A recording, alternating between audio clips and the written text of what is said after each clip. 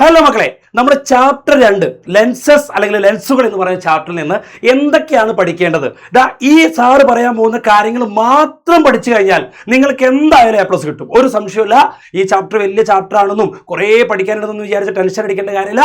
Sir പറയുന്ന കാര്യം അങ്ങനെ തന്നെ പഠിച്ചു വെച്ചാൽ മതി, A+ കിട്ടും. അപ്പൊ നമുക്ക് നോക്കാം. ആദ്യം ഈ ഒരു ക്വസ്റ്റ്യൻ നിങ്ങൾക്ക് എന്തായാലും ക്വസ്റ്റ്യൻ പേപ്പറിൽ കാണാം.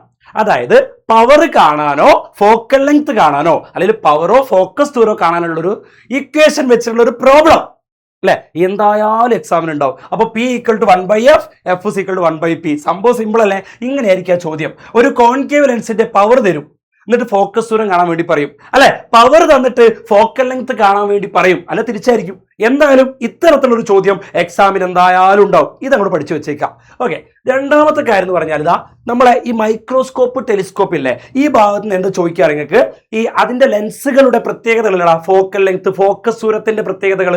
അതായിരിക്കും നമ്മൾ എക്സാമിന് ഉണ്ടാവുക.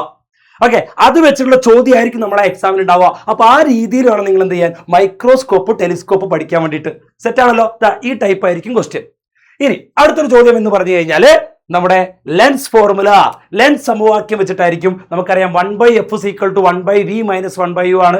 F = uv/u - v, u = fv/f - v, v = uf/u + f. Okay, ഇത് വെച്ചിട്ടുള്ള ചോദ്യം എക്സാമിന് ഉണ്ടാകും, ഉറപ്പാണ് മക്കളെ. അതിന്റെ കൂടെ നിങ്ങൾ പഠിച്ചു വെക്കണം മാഗ്നിഫിക്കേഷൻ. എന്തായാലും അതൊരു 4 മാർക്കിന്റെ ചോദ്യമായിരിക്കും.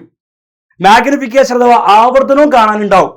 ഇതിലധികം ചോദിക്കാൻ ചാൻസ് ഇമേജ് ഡിസ്റ്റൻസ്, പ്രതിബിംബത്തിലേക്കുള്ള ദൂരം കാണാനായിരിക്കും ഏറ്റവും കൂടുതൽ ചാൻസ് ഉള്ളത്.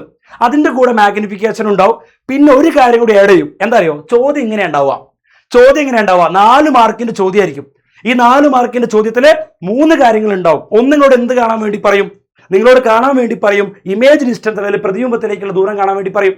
അതുപോലെ തന്നെ മാഗ്നിഫിക്കേഷൻ, ആവർത്തനം കാണാൻ വേണ്ടി പറയും. അതുപോലെ തന്നെ റേ ഡയഗ്രം വരയ്ക്കാനും പറയും. ഏതെങ്കിലും ഒരു റേ ഡയഗ്രം നിങ്ങളോട് എന്ത് ചെയ്യാൻ വേണ്ടി, വരയ്ക്കാൻ വേണ്ടി പറയും. അങ്ങനെ മിക്സ് ആക്കിയിട്ടായിരിക്കും ചോദ്യം വരിക. 4 മാർക്കിനായിരിക്കും എന്ത് വരിക, ക്വസ്റ്റ്യൻ വരിക എന്നുള്ള കാര്യം എന്ത് ചെയ്യുക, ആലോചിച്ച് വെച്ചേക്കുക. ഇത്രയും കാര്യങ്ങൾ മാത്രം പഠിച്ചു കഴിഞ്ഞാൽ ഈ ഒരു ചാപ്റ്റർ കംപ്ലീറ്റ് കഴിഞ്ഞു. മക്കളെ, ഒന്നുകൊണ്ടും പേടിക്കണ്ട.